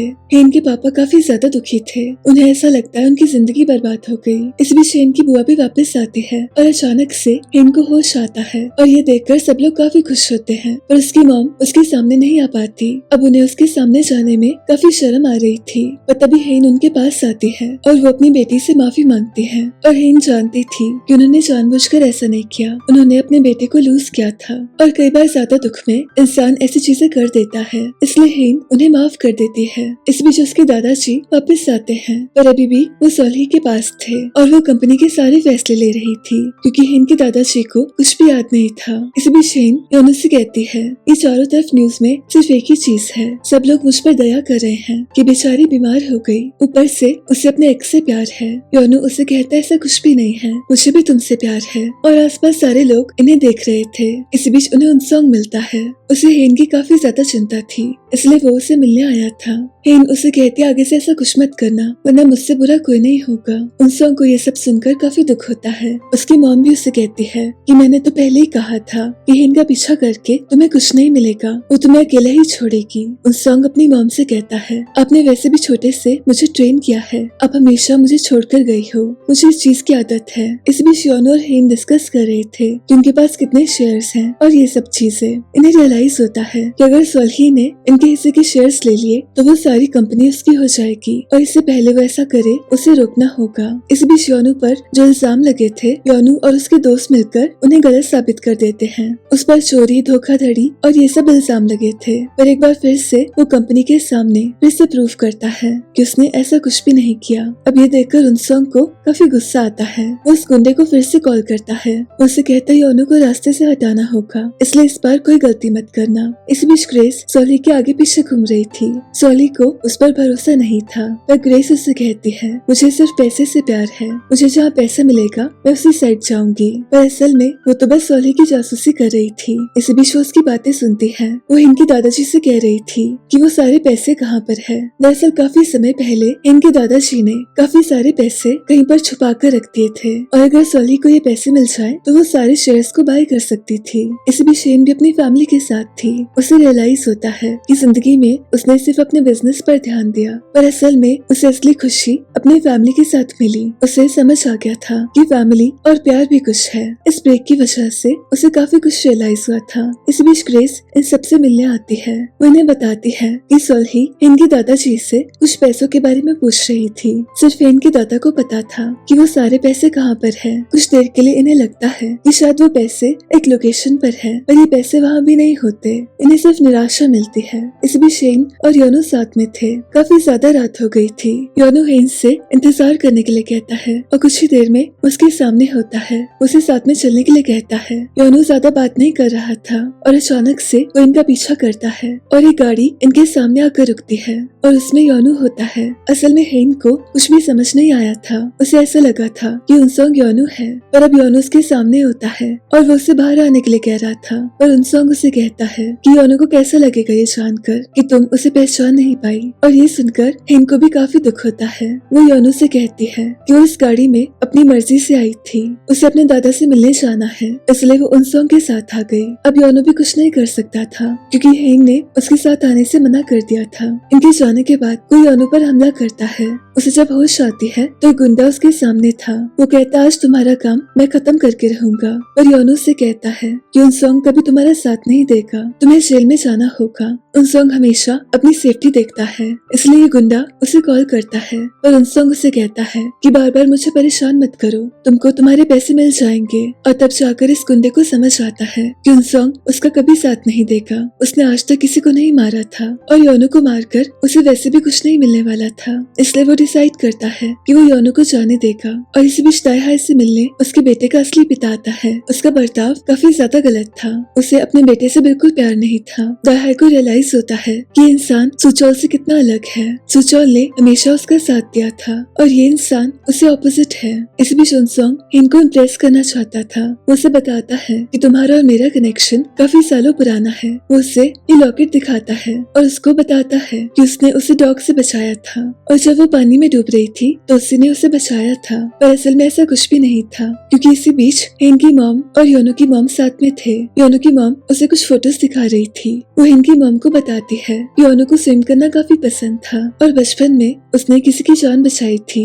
ये जानते नहीं थे पर असल में योनो ने इनकी जान बचाई थी। वो उस दिन अपने क्लास वालों के साथ उसी बीच पर था। तो उनसोंग बेसिकली हेन से झूठ कह रहा था। वो बस उसे अपना बनाना चाहता था, चाहे उसके लिए उसे कुछ भी करना पड़े। पर हेन को इन सब बातों से कोई फर्क नहीं पड़ता। वो कहती है मुझे अपने दादा से मिलना है। अब हेन काफी समय के बाद अपने दादा से मिलती है। उन्हें कहती मुझे पता आपके साथ बहुत बुरा हुआ, मैं आपको यहाँ से ले जाना चाहती हूँ पर मैं भी मजबूर हूँ। अभी मेरे पास ज्यादा समय नहीं है, इसलिए मैं यहाँ पर एक पेन रख रही हूँ। ये पेन आपने मुझे दिया था, इसमें एक वॉइस रिकॉर्डर लगा है। आपको जो भी कहना हो आप इसमें कहकर रख सकते हैं। मैं कुछ समय बाद इसे चेक करूंगी, आप बस अपना ध्यान रखना। और तभी बाहर सॉल्ही आती है। वो उनसोंग से कहती है कि हेन यहाँ पर कैसे आ गई, तुमने ऐसा अलाउ कैसे किया। और उनसोंग अपनी मॉम को रोकता है। वो कहता है हेन को ऐसा करके अच्छा लगेगा और आप उसे नहीं रोक सकती। ये दोनों काफी ज्यादा बहस कर रहे थे। पर इसी बीच हेन बाहर जाती है और उसे कुछ भी याद नहीं रहता। और अचानक से योनो उसके सामने होता है। वो उसके पास जाने ही वाली थी पर अचानक से उसे खुद पर भरोसा नहीं रहता।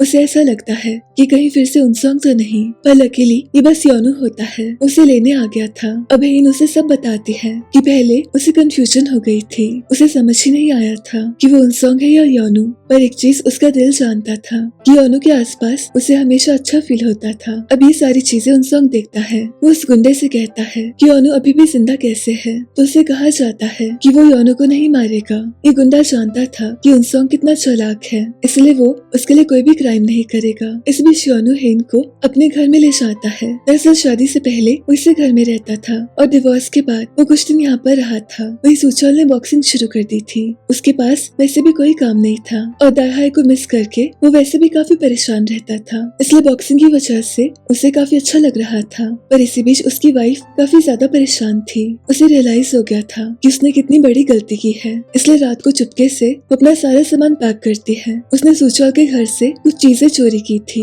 वो उन्हें भी पैक करती है। इस बीच ये दोनों भी एक दूसरे के साथ में थे। इनको ऐसा लगता था कि उसके पास ज्यादा समय नहीं है, इसलिए जितना भी समय है उसे योनो के साथ अच्छे से रहना है। इसके बाद शाम को ये वापस आ रहे थे और मौसम भी काफी अमेजिंग था। इस बीच योनो उसे प्रपोज करता है और इस रिंग को देखकर हिन काफी ज्यादा खुश होती है। वो उसे हाँ करना चाहती थी पर वो ऐसा कुछ नहीं करती, वो उसे मना करती है। वो जानती थी कि उसके पास समय नहीं है और अगर उसने उसे हाँ कर दिया तो बाद में जाकर योनो को काफी तकलीफ होगी। और इसी बीच हिन के दादाजी को कुछ याद आ गया था और उनको जो दवा दी जाती थी उसे खाते नहीं थे। वो औरों के सामने ऐसा शो करते थे कि उन्होंने दवाई ले ली है, पर असल में उसे छुपा रहे थे। इसी बीच पूरी फैमिली डिस्कस कर रही थी कि पैसे कहाँ पर हो सकते हैं। ये अमाउंट काफी ज्यादा था, उसे छुपाना इतना इजी नहीं था। और अचानक से हिन को याद आता है कि जब वो अपने दादा से मिलने गई थी उन्होंने उसके कान में कहा था वो किसी खुफिया कमरे के बारे में कुछ कह रहे थे और हिन इस बारे में कुछ नहीं जानती थी। तभी उसके पापा कहते हैं कि शायद ऐसा कोई कमरा उनके अपने ही घर में था।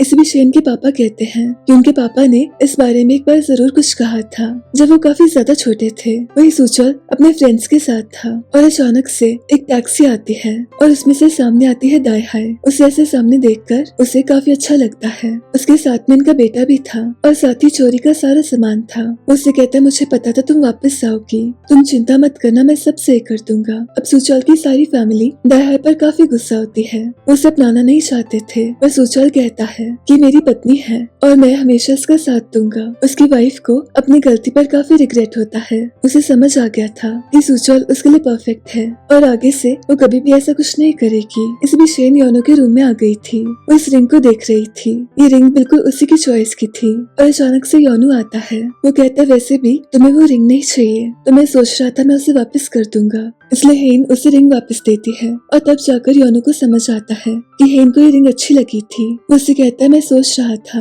कि मैं इस रिंग को वापस नहीं करूंगा, मैं इसको यहीं पर रहने दूंगा। अगर तुम्हें कभी मन करे तो तुम इसे पहन सकती हो। इसे भी शेन के दादा अपनी दवा को छुपा रहे थे पर अचानक से उन्हें सोल्ही देखती है। वो कहती, मुझे तुम पर शक हो गया था, कुछ दिनों से तुम काफी अलग से लग रहे हो। मैं प्यार से पूछ रही हूँ, वो सारे पैसे कहाँ पर है? जब तक तुम मुझे नहीं बताओगे मैं तुम्हें कहीं नहीं जाने दूंगी। तुम अच्छे से जानते हो कि मैं तुम्हारा पीछा नहीं छोड़ूंगी। अब इनके दादाजी जानते थे कि सोल्ही जब तक इस घर में रहेगी तब तक उनकी फैमिली वापस नहीं आ सकती, इसलिए उनका हमेशा के लिए जाना बेहतर रहेगा। सोल्ही उनकी गार्डियन नहीं रहेगी और ये सोचकर वो अपनी कुर्बानी देते हैं। और अगली सुबह उनकी सारी फैमिली उनके पास आती है। उनकी फैमिली को काफी ज्यादा दुख होता है पर ऐसा करने की वजह से उनकी फैमिली को उनका हक वापस मिल गया था। अब सोल्ही इस कंपनी को कंट्रोल नहीं कर सकती थी पर फिर भी उसके पास कुछ शेयर्स थे, इसलिए वो कहीं नहीं जाने वाली थी। इसी बीच ये सब घर वापस जाते हैं और अचानक से इन्हें रियलाइज होता है कि इस लिफ्ट में कुछ तो अजीब है। दरअसल ये लिफ्ट उसी खुफिया रूम में जाती थी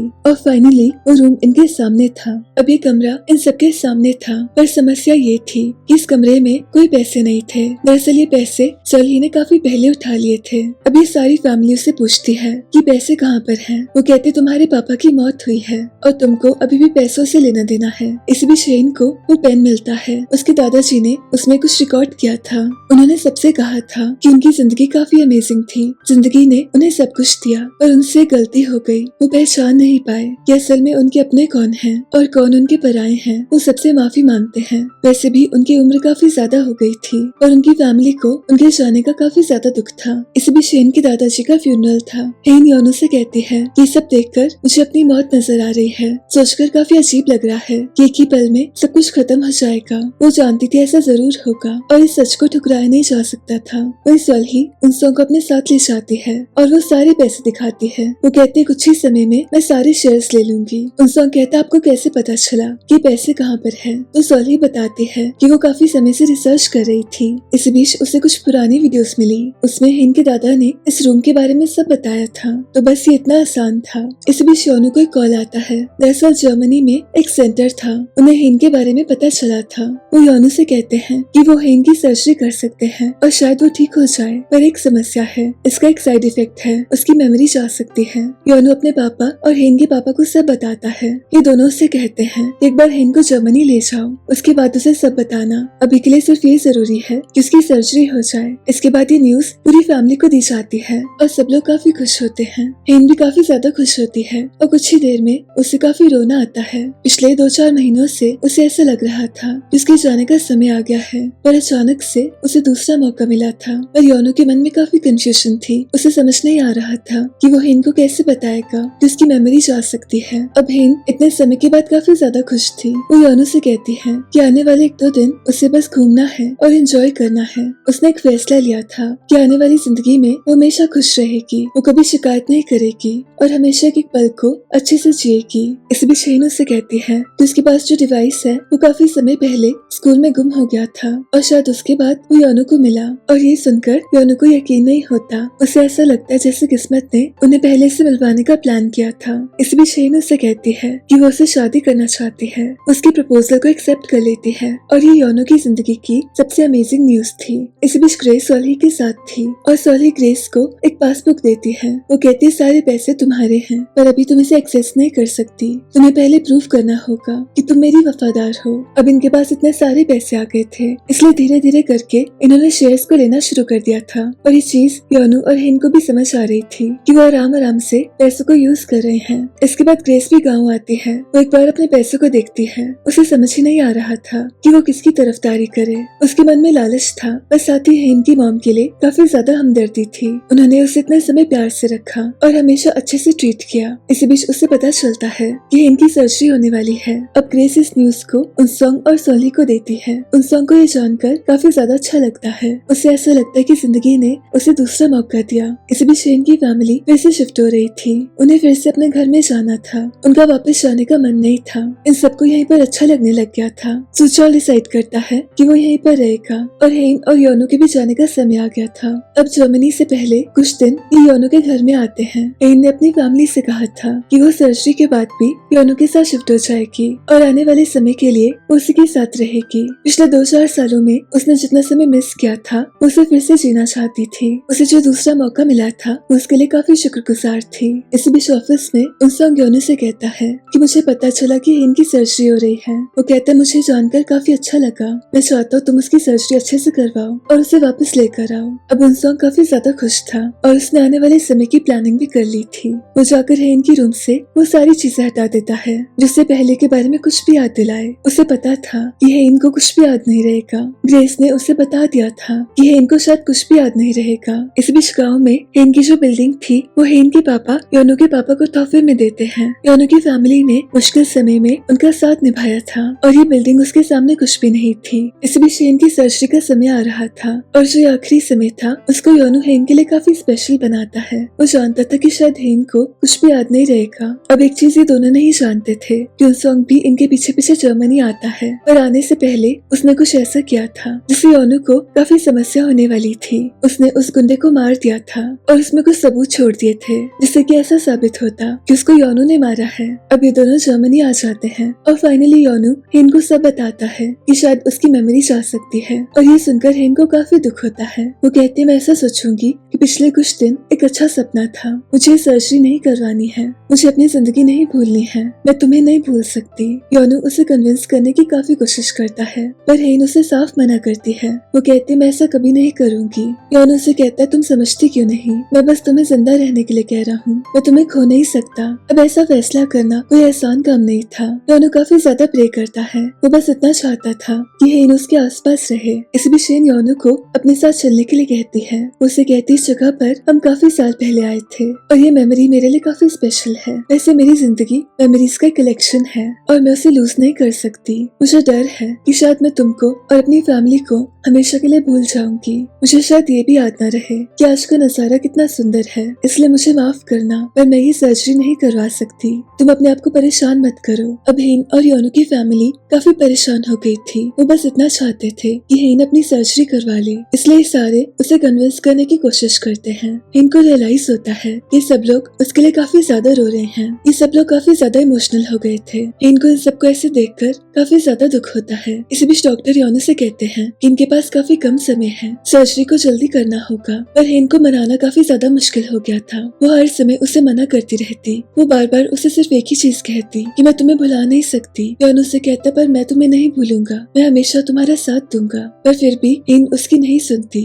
वो साफ मना कर देती है। इसी बीच उनसोंग की मॉम काफी ज्यादा गुस्से में थी। उसका बेटा जर्मनी चला गया था, इसलिए उन्होंने एक प्लान बनाया था। वो हेन को हमेशा के लिए रास्ते से हटाना चाहती थी और ये सुनकर ग्रेस अपने आप को रोक नहीं पाती। वो जल्दी से योनू को कॉल करती है, उससे हेन का हालचाल पूछती है और तभी योनू को शक होता है कि कुछ तो अजीब है। वो जल्दी से बाहर जाता है तो एक ट्रक उसकी गाड़ी से टकराता है। ये देखकर योनू को काफी शौक लगता है क्योंकि हेन इसी गाड़ी में थी। वो जल्दी से गाड़ी के पास जाता है। वो जोर जोर से चिल्लाना शुरू करता है पर लकीली हेन इससे बाहर आ गई थी। वो भी कुछ सामान लेने के लिए कुछ देर के लिए बाहर आ गई थी। योनू को ऐसा देखकर उसे काफी दुख होता है। उसे कहता है मुझे लगा तुम मर गई। वो जोर जोर से रोने लगता है और तब जाकर हेन को रियलाइज होता है कि योनू इतने में इतना ज्यादा रो रहा है तो जब असल में उसकी मौत होगी तब उसका क्या होगा। अब उसे एक चीज डिसाइड करनी थी। वो योनू से कहती है कि अगर मैं सर्जरी में जाऊंगी तो मैं हमेशा के लिए सब कुछ भूल जाऊंगी। और योनू से कहता है कि मैं हमेशा तुम्हारे साथ रहूंगा। हेन उसे कहती मैं तुम्हारे भरोसे इस सर्जरी के लिए हाँ कर रही हूँ। जब मुझे होश आएगा तो तुम मेरे सामने होने चाहिए। अब सर्जरी से पहले वो उसे किताब देती है। उसे कहती जब मुझे होश आएगा तुम इसको मुझे दे देना।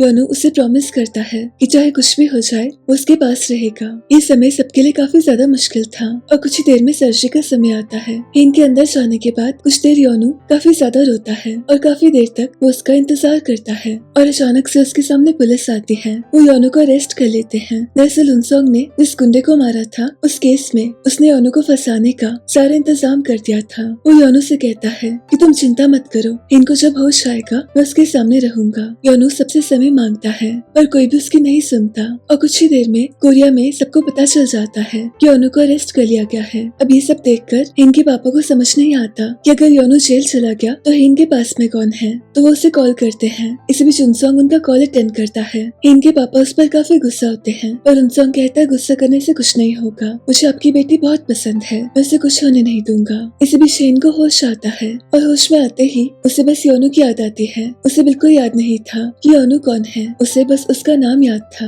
अब उनसोंग उसे एक स्टोरी सुनाता है। योनू उसका एक्स था, उससे उसका डिवोर्स हो गया है और उनसोंग उसका बॉयफ्रेंड है। हेन योनू और अपनी फैमिली से बहुत ज्यादा नफरत करती है और अपनी फैमिली को बिल्कुल पसंद नहीं करती। उसे काफी सारी चीजें बताता है और उसे भरोसा दिलाता है कि उनसोंग उसका अपना है। इस बीच योनू को भी रियलाइज होता है कि शायद हेन को होश आ गया। उसे काफी ज्यादा दुख होता है और हेन भी काफी ज्यादा सैड थी। वो उनसोंग से कहती है कि मुझे किसी चीज का काफी ज्यादा दुख है, मुझे समझ नहीं आ रहा किस चीज का, जैसे मैंने किसी चीज को लूज कर दिया। उसे समझ नहीं आ रहा था कि उसने होश में आते ही योनू का नाम क्यों लिया। दरअसल सर्जरी में जाने से पहले उसने अपने आप से कहा था कि चाहे कुछ भी हो जाए उसे योनू को याद रखना होगा, इसलिए उसे योनू याद रह गया था। इस बीच उनसोंग को उसकी किताब मिलती है। उसमें हेन ने सब कुछ लिखा था जिसको याद करना हेन के लिए काफी जरूरी था, पर उनसोंग उसे जला देता है। पर शायद किस्मत को मंजूर नहीं था क्योंकि उसी समय यहाँ काफी बर्फ आती है। इसके कुछ दिन उनसोंग हेन का काफी ज्यादा ध्यान रखता है। हेन की फैमिली यहाँ नहीं आ सकती थी क्योंकि उनकी कंपनी पर केस चल रहे थे और कोई भी कोरिया से बाहर नहीं जा सकता था। इसके बाद कुछ और समय गुजरता है और योनू पर इन्वेस्टिगेशन हो रही थी और कुछ ही समय बाद हेन वापस आती है। अब जैसा कि उनसोंग ने उसे बताया था, वो अपनी फैमिली से बात नहीं करती, वो सबसे दूर रहने की कोशिश करती है। उसे ऐसा बताया गया था कि वो सब लोग बहुत ज्यादा बुरे हैं, उन्होंने हमेशा योनू का साथ दिया और योनू सबसे ज्यादा बुरा है। अब उनसोंग अपनी मॉम से पूछता है कि आपने हेन को मारने की कोशिश की थी, तो उसकी मॉम इस चीज को एक्सेप्ट कर लेती है। वो कहती है वो रास्ते में आ रही थी और हमारा मकसद कुछ और है। उनसोंग कहता है मेरा मकसद ये नहीं है, मेरा मकसद हमेशा से हेन को पाना था, मुझे हमेशा से सिर्फ हेन चाहिए थी और आगे से आप मेरे रास्ते में मत आना, वरना मैं सबको बता दूंगा कि आपने हेन के दादा को कैसे मारा। मेरे पास वो वीडियो आज तक सेव है, उस दिन की सारी चीजें रिकॉर्ड हो गई थी और वो सारा सबूत मेरे पास है, इसलिए आगे से ऐसा कुछ मत करना। अब हेन काफी समय के बाद अपने रूम में वापस आई थी। इस रूम में कोई भी सामान नहीं था और उसका डिवाइस जरूर था। वो कुछ देर इन गानों को सुनती है। उसे ऐसा लगता है जैसे उसको योनू से मिलना है। उसे अचानक से जानने का मन करता है कि योनू कैसे इंसान है।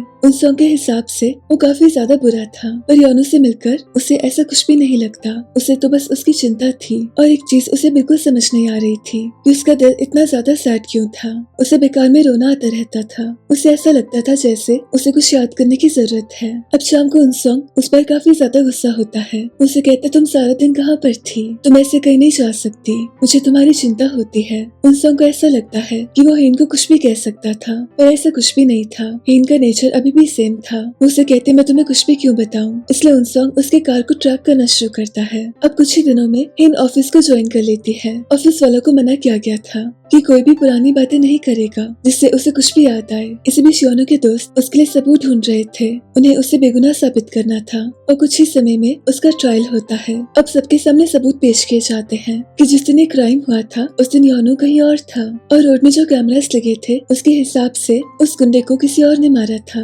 दरअसल उनसोंग ने किसी और को उस गुंडे को मारने के लिए पैसे दिए थे और योनू फाइनली बाहर आ जाता है और ये सारा समय हेन उसका पीछा कर रही थी। उसे जानना था कि योनू किस तरीके का इंसान है। उसे रियलाइज होता है कि योनू एक अच्छा इंसान है। उसके असिस्टेंट उसे कहती है कि जब कुछ भी समझ नहीं आए तो अपने दिल की सुननी चाहिए, आपकी इंट्यूशन हमेशा सही होती है। उसके असिस्टेंट उसे ज्यादा कुछ नहीं बता सकती थी, पर वो इतना जानती थी कि एक दिन उसे समझ आएगा कि योनू ही उसका सच्चा प्यार है। वही जर्मनी में एक शख्स सफाई कर रहे थे और अचानक से उन्हें वो किताब मिलती है, इसलिए वो उसे पार्सल कर देते हैं। अब योनू और हेन की फैमिली आगे की प्लानिंग कर रहे थे। सोली के पास काफी सारे शेयर्स थे और सारे पैसे भी उसके पास थे, इसलिए बस एक ही रास्ता था, उन्हें सोली को रास्ते से हमेशा के लिए हटाना था। दाहिर के पास जो भी सबूत थे उसने वो सारे योनू को दे दिए थे। इस बीच उसका एक्स उससे मिलने आया था। वो उसके साथ बदतमीजी कर रहा था, पर तभी सूचो लाकर उसे बचा लेता है। इतने समय बॉक्सिंग सीखने का उसे कुछ तो फायदा होता है। इस बीच जर्मनी से हेन के लिए एक पार्सल आया था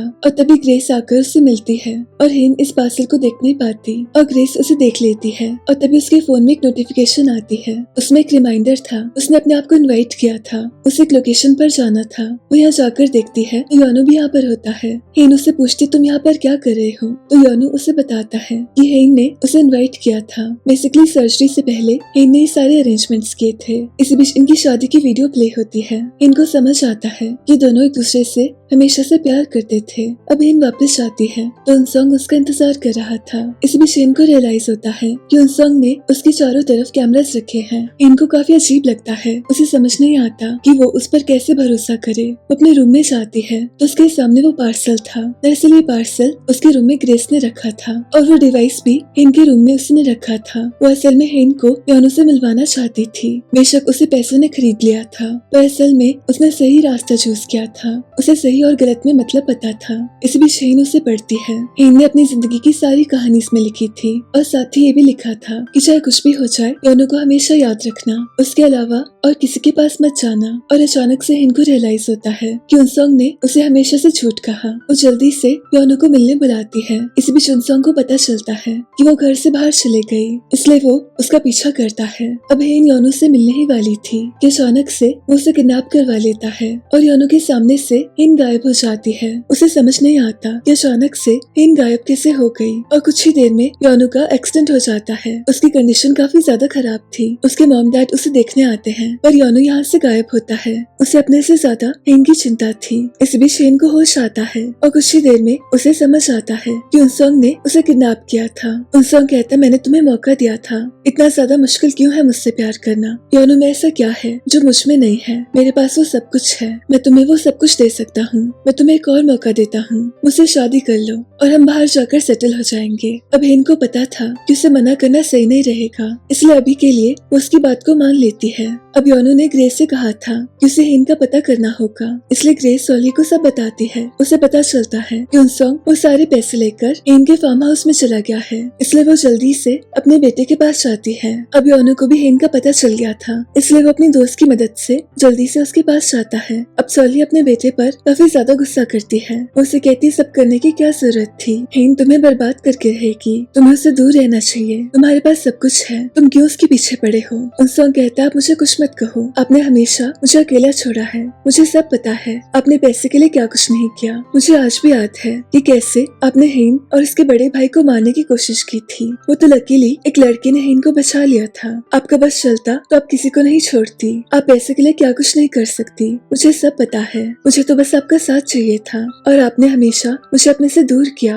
और ऐसा शो किया जैसे आपको मुझसे ज्यादा उस फैमिली की चिंता है। पर मुझे हेन से ज्यादा किसी और से प्यार नहीं है, इसलिए आप मेरे रास्ते में मत आओ। अगर आपने ऐसा किया तो मैं सबको बता दूंगा कि आपने यहाँ तक आने के लिए क्या कुछ नहीं किया। अब इनकी सारी बातें हेन को सुनाई देती है। उसे ज्यादा कुछ नहीं पता था, उसे इतना तो समझ ही आ गया था कि उसे यहाँ से जाना होगा। इन दोनों के साथ रहकर उसे खतरा हो सकता है, ये दोनों अपने मकसद के लिए कुछ भी कर सकते हैं। इसी बीच योनो उसके पास आता है, उसे साथ में चलने के लिए कहता है। ये दोनों यहाँ से जा रहे थे और अचानक से उनसोंग की नजर इन पर जाती है और ये देखकर उसे काफी ज्यादा गुस्सा आता है। अब बाहर का मौसम काफी ज्यादा खराब था। हेन योनो से कहती है कि मुझे वो किताब मिली थी, मुझे ज्यादा कुछ नहीं पता, पर मुझे इतना जरूर पता है कि तुम मेरे लिए जरूरी हो और आगे का रास्ता भी मुझे नहीं मालूम, पर मैं चाहती हूँ तुम मेरे साथ रहो। इसी बीच योनो के दोस्त ने यहाँ काफी सारी पुलिस को बुला लिया था। अब इन दोनों के सामने अचानक से उनसोंग आता है। वो हेन से कहता है कि मैंने तुम्हें मौका दिया था, मैंने आज तक तुम्हारे लिए क्या कुछ नहीं किया, मैंने सब कुछ सिर्फ तुम्हारे लिए किया। तुम्हें क्यों नहीं समझ आता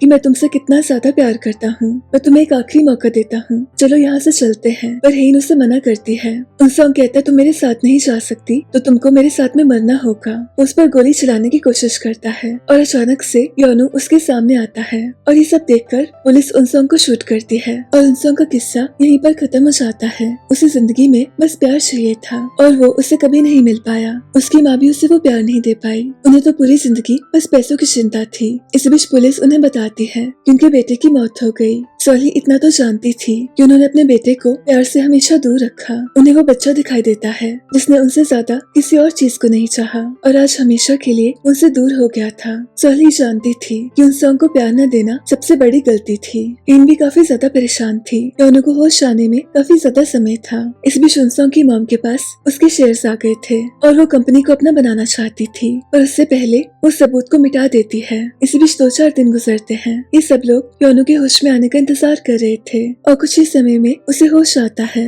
अभी सब मिलकर उसका ध्यान रखते हैं। इनके पास ज्यादा यादें नहीं थी, वो बस इतना जानती थी कि एक समय पहले उसने योनू से प्यार किया था, इसलिए उसने फैसला किया था कि वो काफी सारा समय इस रिश्ते को देगी। इनके दादा ने अपने एक बेटे को घर से निकाला था, अब वो वापस आ गए थे और इन तीनों भाई बहन ने मिलकर एक फैसला लिया था कि अपनी कंपनी को वापस लेकर रहेंगे। ये सब मिलकर सबूत ढूंढ रहे थे। इसी बीच दाया डिसाइड करती है कि वो शुरू से सोली के साथ में थी, इसलिए वो ग्रेस और सुचौल से कहती है कि मैं जाकर सबको सब कुछ बता दूंगी। सुचौल उसे ऐसा करने से मना करता है क्योंकि ऐसा करने से उसे भी जेल हो जाएगी। दाया उसे कहती है ऐसा मुझे करने दो, मुझे एक अच्छी पत्नी बनना है, मैं जब बाहर आऊंगी तो मुझे एक अच्छी मॉम बनना है, ऐसा करके मुझे अच्छा लगेगा। इसलिए वो ट्रायल में सब कुछ बता देती है और इस काम में ग्रेस उसका साथ देती है। सोली सबसे कहती है मैंने ऐसा कुछ भी नहीं किया। इसी भी शेन सबको बताती है कि उसने उनसोंग और उसकी बातें सुन ली थी। इन सबको बताती है कि कैसे उसके बड़े भाई की मौत उसी की वजह से हुई है, बचपन में उसने उन्हें मारने की कोशिश की थी। इस बीच योनू सबके सामने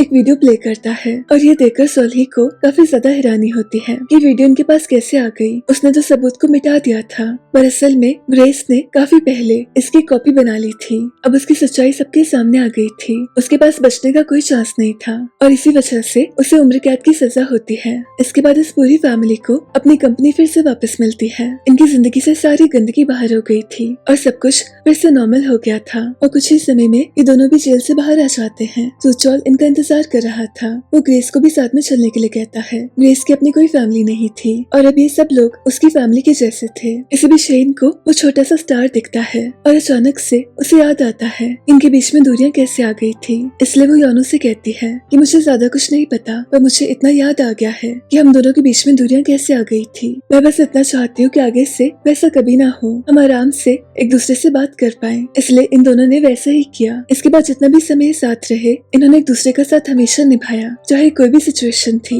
हमेशा एक दूसरे से बात की। कुछ दिन अच्छे थे और कुछ बुरे, पर एक दूसरे के साथ में सब कुछ काफी आसान था। अब इस कहानी के आखिरी सीन में हम देखते हैं कि हेन को इस दुनिया से गए हुए काफी समय हो गया और योनू की उम्र भी काफी ज्यादा हो गई थी, पर इन दोनों ने साथ में एक अच्छी जिंदगी जी। योनू को आज भी इनसे उतना ही ज्यादा प्यार था जितना कई सालों पहले था। और इसी के साथ इस कहानी का अंत होता है। मेरी आपसे फिर से मुलाकात होगी एक और नई कहानी के साथ।